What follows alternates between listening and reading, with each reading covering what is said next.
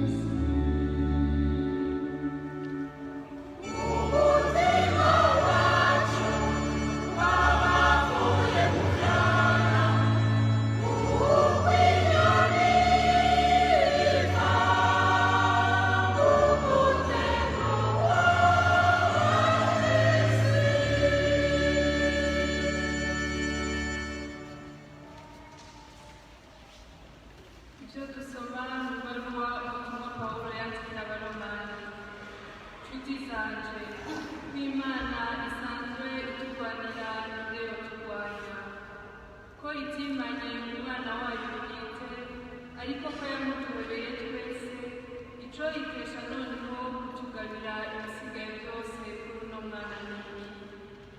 Ninde azokwagiriza abatowe n'Imana? Mbega Imana siyo ibagira intungane? Ninde azobacira ubwo gutsindwa? Mbega ni Yesu Kristu, kandi ari we yapfuye agaheza akazuka, akaba kandi ari we yicaye iburyo bw'Imana akatwambariza. Ninde azotukura ku rukundo rwa Kristu? Mbe n'amarushwa canke n'amaganya, n'uruhamo canke n'inzara, n'ukubura ico twambara canke n'amakuba canke n'inkota? Ntako handitswe ngo twirirwa turicwa bakaduhora, noneho twari tumeze nk'intama z'imbagwa. Ariko muri ivyo byose turatsinda kubera uwadukunze. Egome ndavyemeye ntatekereza, nta rupfu, nta buzima, nta n'abamarayika canke intwaramiheto zo mw'ijuru, nta n'ibiriho canke ibizoza, nta n'ibifise ububasha canke ibiri mu kirere canke ibiri mu kuzimu, nta n'ikiremwe na kimwe kizoshobora kudukura ku rukundo rw'Imana rwamenyeshejwe muri Kristu Yesu umukama wacu. Iryo ni ijambo ry'Imana.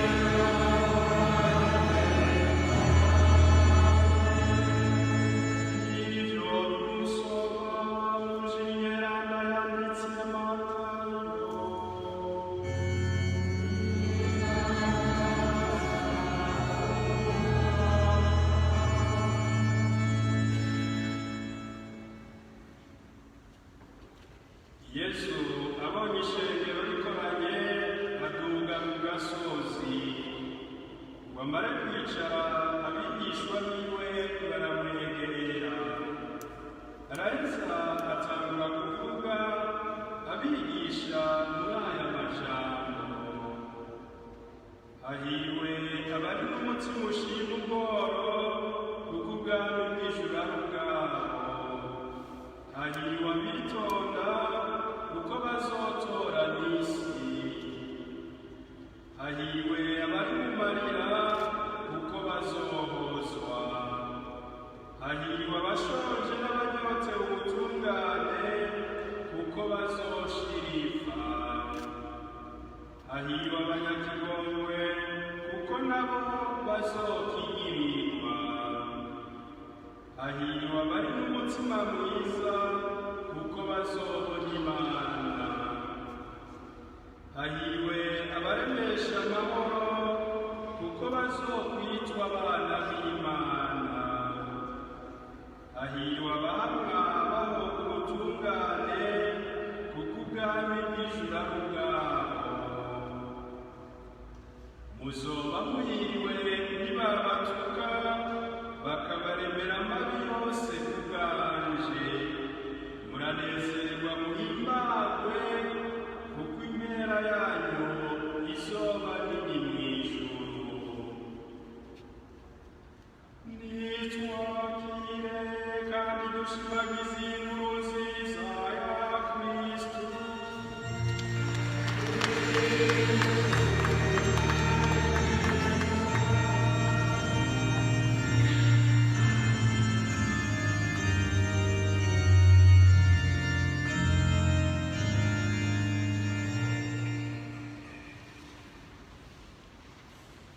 Twabukanye nk'uko nabibibukije mu ntango y'ingaruka ya misa, uno munsi turamutse duhimbaza umunsi mukuru w'abamaratiri b'i Buganda, Karori Ruhanga Mweranda na bagenzi we bitavye Imana. Abamaratiri b'i Buganda twama twumva buri mwaka, kandi abenshi muri twebwe baramaze kuja no ku kirimba citiriwe abamaratiri.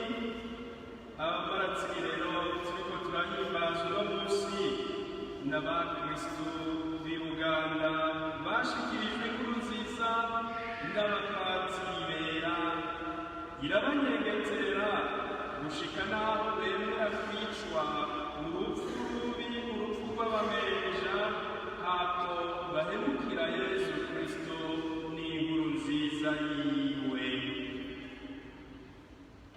Abenshi muri abo bamaratiri ngo bakorera ku kirimba c'umwami Mwanga, kubera ko bari batonye ku mwami ngo abapfumu n'abarabu bakora urudandazwa rw'abirabure, bahavuye babadodobereza ku mwami. Babadodobereza ku mwami ngo bariko bararondera kumutwara ubutegetsi. Umwami amaze kubyumva ngo yahavuye ashangashirwa, acatangura kubatoteza, akabatoteza abahora ko ari abakristu. Yaciye atanga itegeko ryo kwicisha umuriro Yozefu Mukasa, umukristu yari mu bizigirwa biwe bakomeye. Abandi bakristu nabo bari ku kirimba ngo baciye babajana ahitwa Inamurongo ngo babaturireyo. Batubwira yuko bamwe babiciye ku rugendo batarashika Inamurongo, ngo bashitse muri ico kibanza c'Inamurongo bahavuye babatekera mu nkwi, baca barabaturira. Batubwira ko ngo bariko barasha, abantu baraho baguma bumva basenga ca gisabisho ca Dawe wa twese. Vyumvikana yuko n'abo bari mu bubabare budasanzwe bagumanye ukwemera, baguma batakambira Imana yabo ariyo Mana ibakomeze muri urwo ruhamo kandi ibakire mu bwami bwayo. Uwanditse ubuzima bw'aba bamaratiri atubwira yuko abantu bari aho ngo batahuye ko bamaze gucikana ngo kuko batari bacumba igisabisho cyabo. Murumva rero bavukanye ko n'abo babishe nabi bapfanye amahoro n'urweze kuko bari bisigiye ko Yesu Kristo bakurikiye afise ububasha bwo kubasubiza bazima. Uko niko kwemera kwa twebwe abakristo, niko kwemera kwa twebwe twabatijwe kandi twemeye kuba abagendanyi ba Yesu Kristo umwana w'Imana nzima. Abamaratiri rero b'i Buganda bapfanye ubutwari nk'aba banyisirayeli twumvise bapfiriye Imana babahora ngo tubanze kurenga amabwirizwa ya ba sekuru, amabwirizwa yababuza kurya inyama z'ingurube. Turiko turazirikana amajambo ari muri iki gisomwa ca mbere twumvise, turumva ingene abanyisirayeli bari buzuye ukwemera kandi bari intwari zimucitse. Amajambo agaragaza ubutwari bw'aba basore twumvise nayakurikira. Umwe yavuze ati nta kurenga amabwirizwa ya data twotuma dupfa. Aya majambo atwigisha yuko natwe mu buzima bwacu iyo hari abantu bashaka kutugirira nabi cyangwa bashaka kudutesha ibanga ry'abakristo bagashaka ko turenga amabwirizwa y'Imana, natwe twame tuvugana ubutwari tuti hakurenga amabwirizwa y'Imana notuma mpfa twotuma dupfa. Ubundi musore agira kabiri nawe nyine aragaragaza ubwo butwari muri aya majambo ati wa mugesera we udukuye muri ubu buzima bw'ubu, yamara umwami w'isi azotuzurira ubuzima budahera kuko dupfiriye amategeko yiwe. Bavukanye urumva yuko aya majambo agaragaza ukwemera gukomeye, kuko uyu musore yaremera ko Imana yiwe ariyo Mana yacu ifise ububasha bwo gusubiza abazima abantu bamaze gupfa. Nico gituma aravye n'ubusa ibijanye n'uruhamo canke n'urupfu rwiwe. Uwundi nawe nyene araheza ashirije hejuru ati ijuru niryo ryampaye izi ngingo z'umubiri, mugabo kubera amategeko yaryo ndazirenza amaso kandi niryo nizigiye ko rizozisubiza. Murumva yuko nawe nyene yagaragaje ukwemera ati ubu buzima mbona mfise nta wundi yabumpaye atari Imana yo mw'ijuru. Nico gituma ibyo gupfa ngabiraba n'ubusa kuko nizigiye ko Imana yagize muzima naho bompama bakanyica. Ati Imana ntizosubira kungira muzima kandi izompa ubuzima budahera. Nuko ukwemera kubwirizwa kuranga twebwe abakristo, atari ngaha mw'isengero gusa ariko kukamba kuturanga mu buzima bwacu bwa misi yose, mu ngo zacu no mu mirimo yacu ya misi yose. Uwundi nawe akagaragaza nawe nyene ukwemera kwiwe, akavuga aya majambo ati wopfuma wicwa n'abantu iyo wizigiye ko Imana rizokuzura.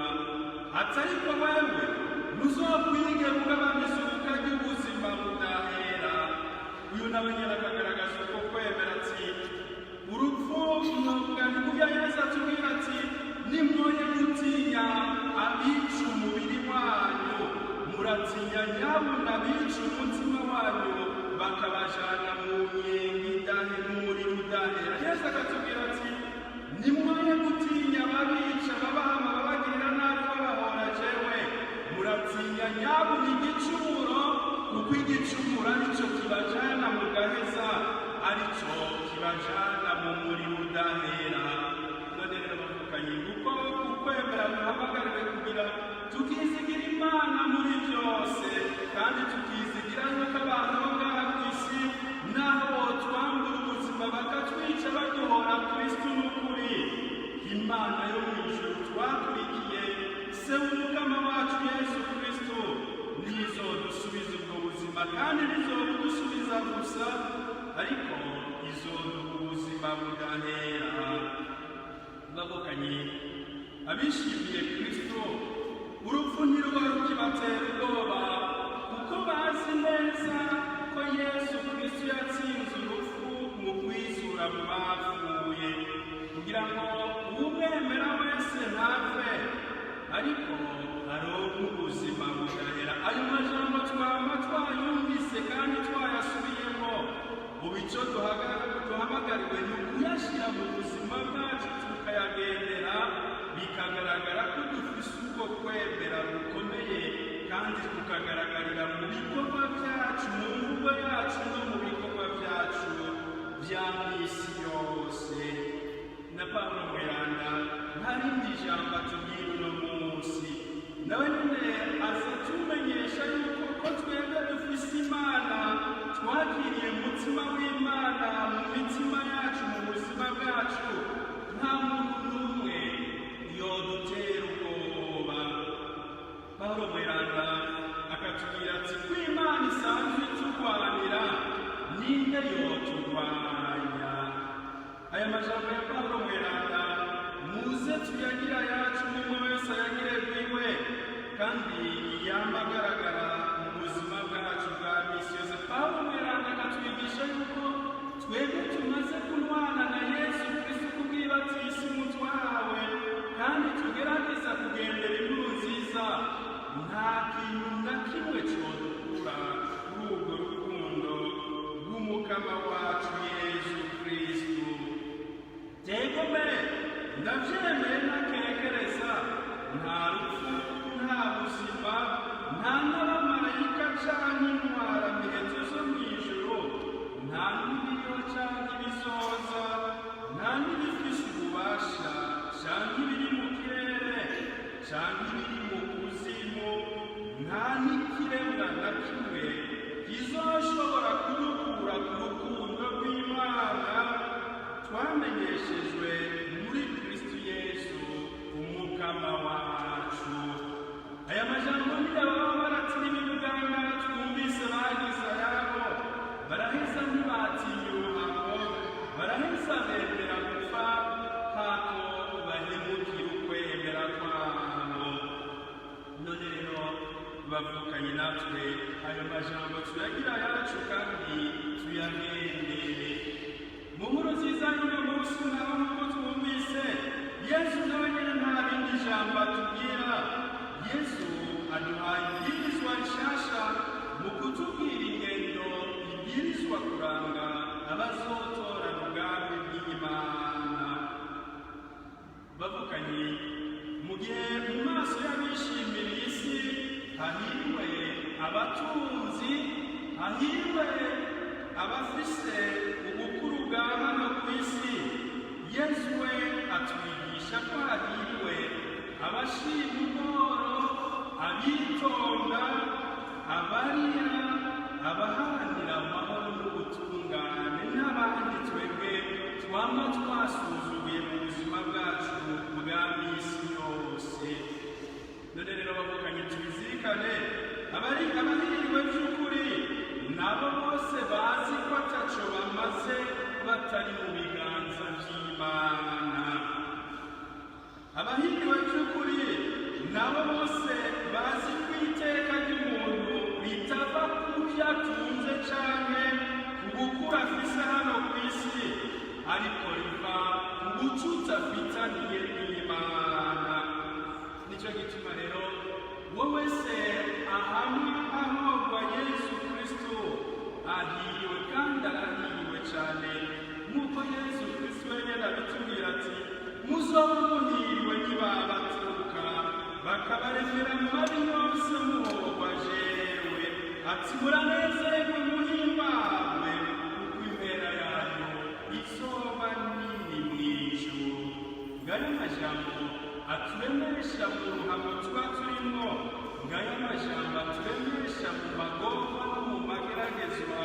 twama duhura kubera ukwemera kwacu.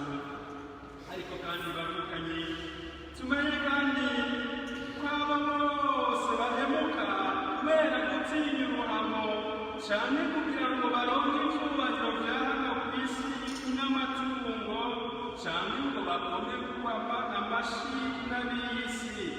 Abo bantu baragowe kandi baragowe cyane. Ese abamaratsi b'ibibuganda ngo tubera mu ngoro kugira ngo tubone guhemukira ukwemera kwacu kubera ubwoba bw'uruhamo canke bw'urupfu, ariko tubinatigana mu gushingira intahe inkuru nziza ya Yesu Kristo no mu guharanira amahoro n'ubutungane. Amen.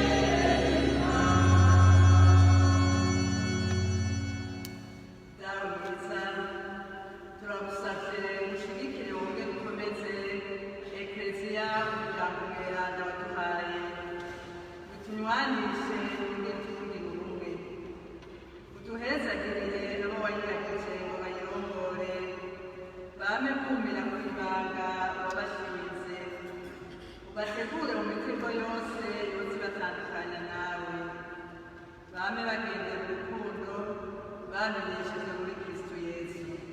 Turabigusabye Mukama.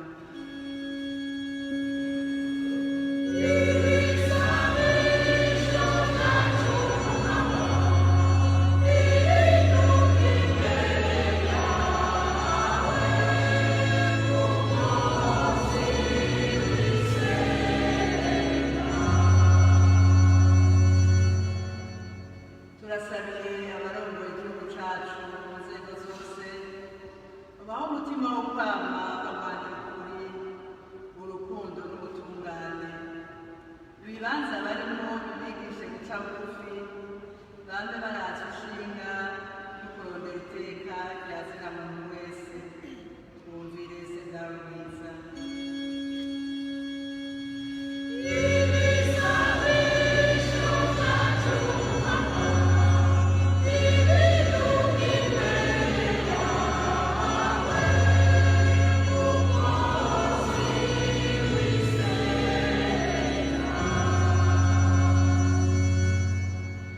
Tubasabiye umutima wo kwihangana abari mu mabohero, mu bitaro n'abugarijwe n'ubukene, kugira ngo izo ngorane zose ntizibakure kuri wewe, ahubwo ubongerereze ingoga zo kukurondera mu kuri no kurinda rugabo ibyo byose.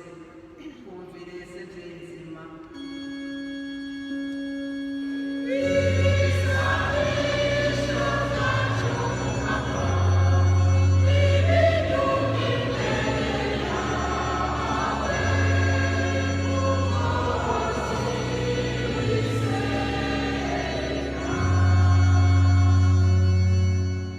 Natwe twese dukoraniye ngaha turisaniye umutima wo kwemera gushitse n'uwo kudatinya kubyo twemera mu gihe cy'uruhamo. Tumenye neza ko twizigiye Umukama atamutetereza, wame duharanira iherezo ryiza, abatwitangiye imbere batubera akarorero. Twumvire se dawe mwiza.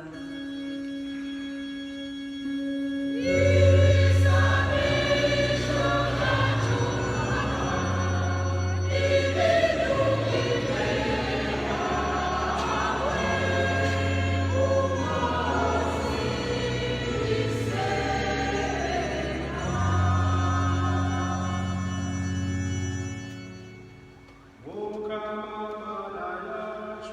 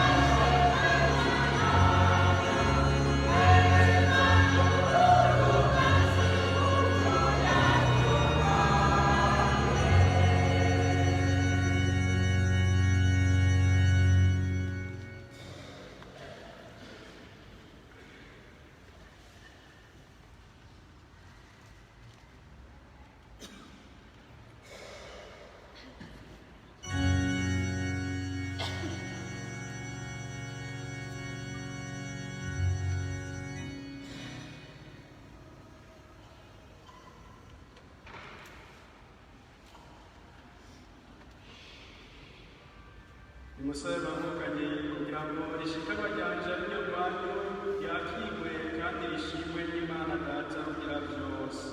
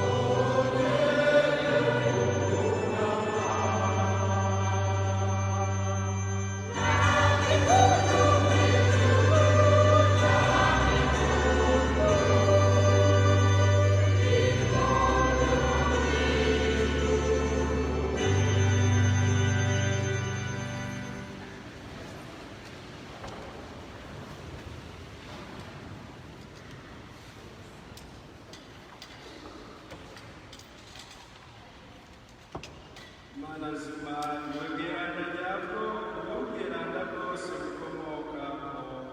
Icyo gituma tugusabye urungike mutima mweranda atagatifu zirishikanwa rihinduke ritwere umubiri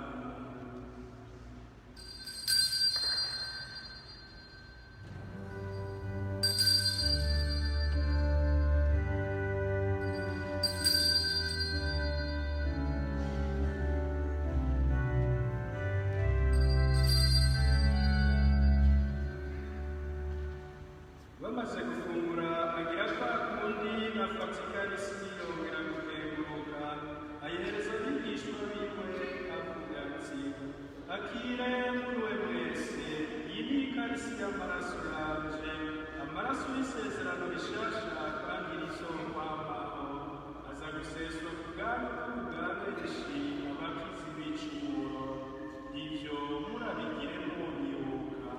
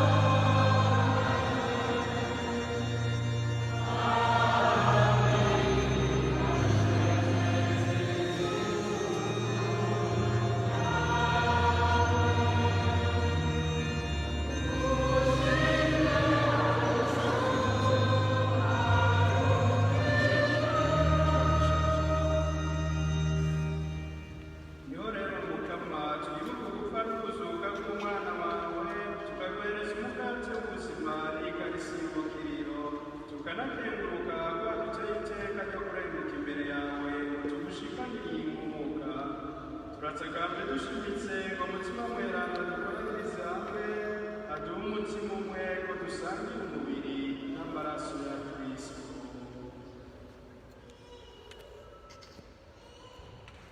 Mukama ekleziya yawe iri ku isi yose utuzemo kwemera kuzijyana n'urukundo bibuke papa wacu Francisco umwepiskopi wacu Gervazi abo basangiye bagenda episkopi n'abasaserdoti n'abadiyakoni abakurera n'ababikira iri shingiro rigaragara imbere yawe rimuhaye abo bose badusaba ngo tubibuke mu bisabisho byacu hamwe n'abo bose bashinzwe umuryango w'abakristo. Turaguhereje Mukama uyu muryango ukengurukira ibyiza byinshi udasiba kubwirira bagusaba ko ubandanya bakomereza ukwemera ukwizigira n'urukundo ari umukristo kandi agukengurukira ibitangaza wamukoreye wamukingira isanganya ry'umuriro mu rugo rwiwe hari n'ubundi mukristo agukengurukira ku myaka 64 amaze avutse y'imyaka 11 umwuzukuru wiwe amaze avutse agasaba Imana ko yobatezagira kandi ko yobakomereza urukundo rwayo ari umuryango ukengurukira mu makuriza byinshi bawukoreye no ku bibondo n'abuzukuru bakabandanira cyane cyane bakenguruka umwuzukuru wabo ari mu mahanga ariko bahimbaza imyaka inavutse bagusaba ko bakomereza ukwemera kwizigira n'urukundo n'akanyamuneza mu muryango wabo. Turaguhereje kandi aba barengutse na cyane cyane aho bibuka uyu munsi Yosefu Dushima Roza sinzobabwira muri abo barengutse iwawe turasubira musenyeri narukurugira Leonidas bangereza ko Caritas Umututsikazi Gertrude Mucombi Germana Garuhisha Yohani Kazage Ronaldo Gayo Valeria Nikumagenge Siriro Ukuru Elia Kariho Matayo Matata Barisizo Bizimana Bartelemi Njereka Tereza Mawakana Maria Yosefa Njereka Andrea Nabuyangira Andrea Njereka Donatila Njereka Fabiano Njereka Yohana Njereka Antoni Njereka Gamida Njereka Filipino Kagari Sizo Yiheba Bitatsi Bayagana kandi Binari Y'Uruga Atanazi Wanayo Gaspar N'Inganza Celestino Shishahayo Luciano Musiri Antoni N'Amagambo Teresa Sinimo Filipo Nyobeje Nadege Ndayikunda Karoli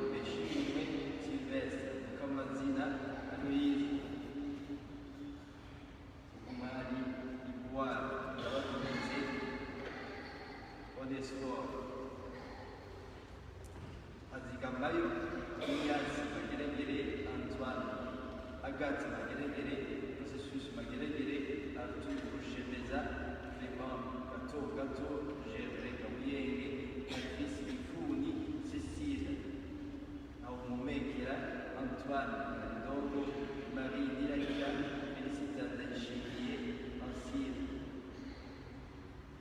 Ndayirorere, Philippe Nezerwe, Arnaud Rwagatore, Zachary Nkurunziza, Immaculée Arushonga, Ildefonse Nzibwirizwa, François Makorero, Jean-Baptiste Ngoza, Teresa Ngoza, Epiphanie Umukiza, Flavien Simba, Eugénie Rambarira, Céline Muzingo, Stanislas Baranyiriye, Oda Ndayishimiye, Musenyeri Antoine Rose, Musenyeri Joseph Birubusa, Isaac Lambert Biseruka, Petero Serongomya, Yakobo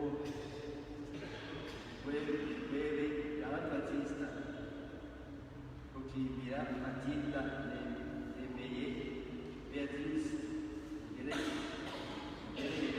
Maria Banyongere, Maria Mihangana, Adera Mukamusoni, Maria Ganzwa, Boniface Kabiri, Gilles Mazungute, Alain Ndabambarire, Nyamihwaza, Teresio Kunga, Teresio Rubati, Space Caritas, Simbare Nyange, Patristani Ngendakumana, Victoire Toyi, Germain Riquier, Regina Fumbanya, Marie Nyagatuma, Aline Nyagatuma, Ange Nyagatuma, Lionel Nyagatuma, Bienvenue Nyagatuma, Consolate Simbuka, Gaëtan Kobami, Edouard Kobami, Joseph Koza, Immaculée Nzirorera, Yorana Kambayego, Pierre Balimusu, Elena Ndabacekure, Eugénie Ndayavurwa, Athanase Bashirwa n'ubusa, Aloyizi Bakanibona, Rose Ntagayandi, Rose Biri Hanyuma, Louis Bazungabo, Mathias Gajagaraye, Michel Nzima, René Narimbu, Judith Bazikwamana, Philippe Ngabirano, Athanase Batumwanayo, Mama Kalita Barerekwa, Darius Rugindi, Romain Zuzura Wakana, Regina Musaninyange, Pierre Sunaru Olive Kaberi, Jacob Gajoreza, Marguerite Ndikumana, Beatrice Masunagu, Karorero, Fleury Inunimana, Leopold Gato, Daïdi Ndikumana, Antoine Bahigeze, Beatrice Niyonzima, Pierre Cabel Mwanabake, Innocent Zolingenda, Antoine Rege, Ernest Tagameloni, Louis Murega, Augustin Bourreau, Clotilde Niragira, Marc Hanyuma, Louis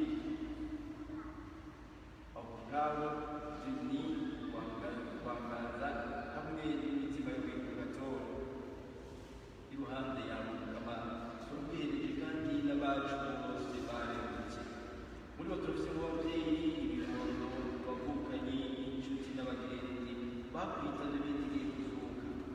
Bibuke kandi n'abo bose bamaze gusezera isi, na cane cane abahitanwa n'iki kiza cateye kw'isi, ubakire iwawe babe umuco w'inazwa bwawe. Natwebwe turitakambye twese tubwirizwa wowe tuze dusange nawe ubuzima budahera, tubabe tukuninaza turi kumwe na Mariya muhimbazwa nawe Imana, na Yosefu mweranda umukunzi wiwe, n'abatumwa n'aberanda bose baciye kuri iyi si ari abatumyi bawe, tugusabishije Yesu Kristo umukama wacu.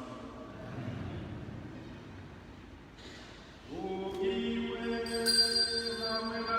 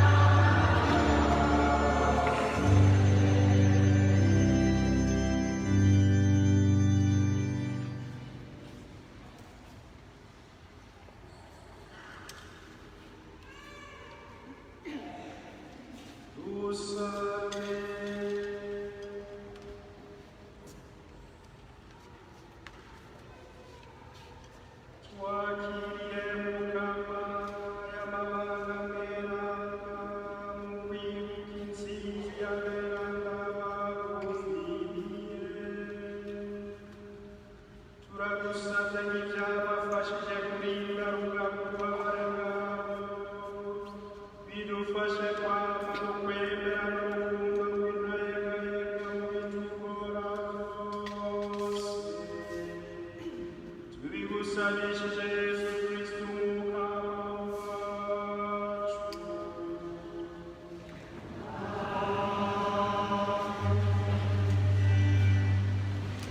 Bimenyeshejwe mu ntumbero yo guhimbaza ukwezi kwa Bibiliya, biramenyeshejwe abakristo bose na cane cane abari mu rugo basoma ijambo ry'Imana mu rusengero n'abasanzwe biga Bibiliya ko ku munsi wa gatandatu uza igenekerezo rya 26 Ruheshi 2021 isaha 2:30 zo mu gitondo witwa Font hategekanijwe inyigisho nkarishabwenge yerekeye inyandiko nyeranda.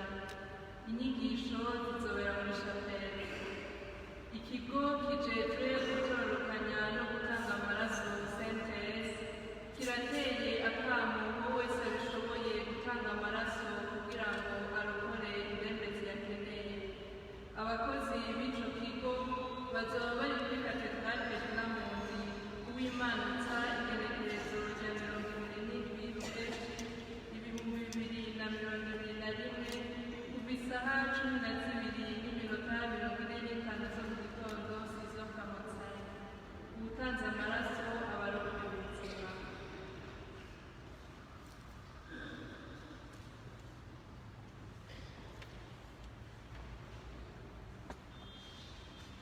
Tumvirize itangazo rya Diyoseze nkuru ya Bujumbura yo kumenyesha abitegurira kwatirwa mu busaserdoti no mu budiyakoni.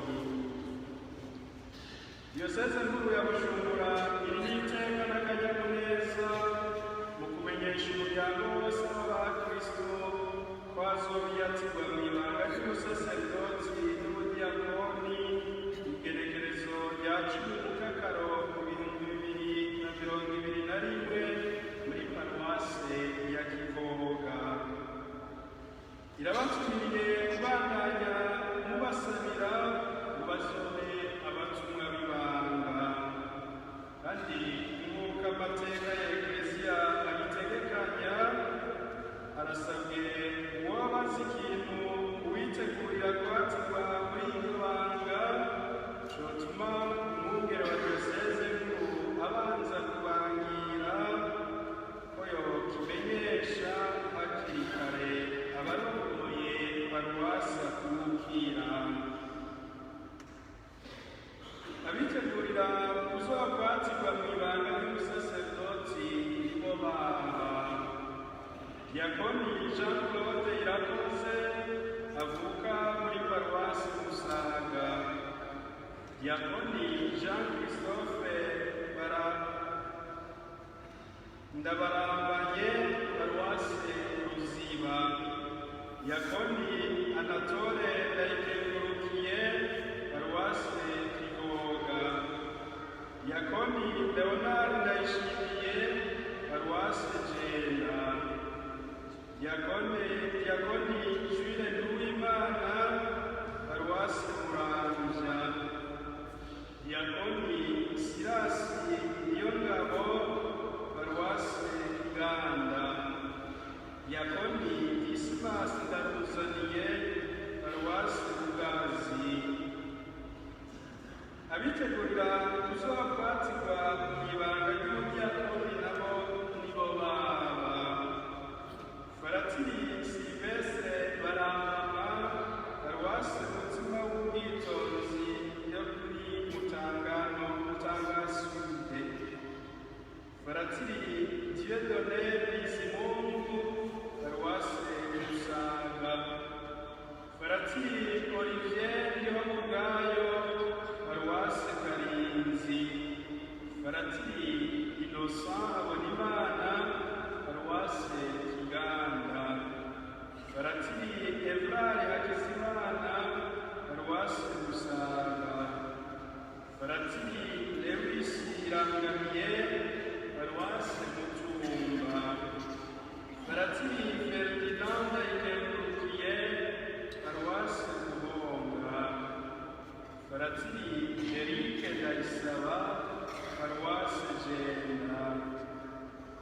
patiri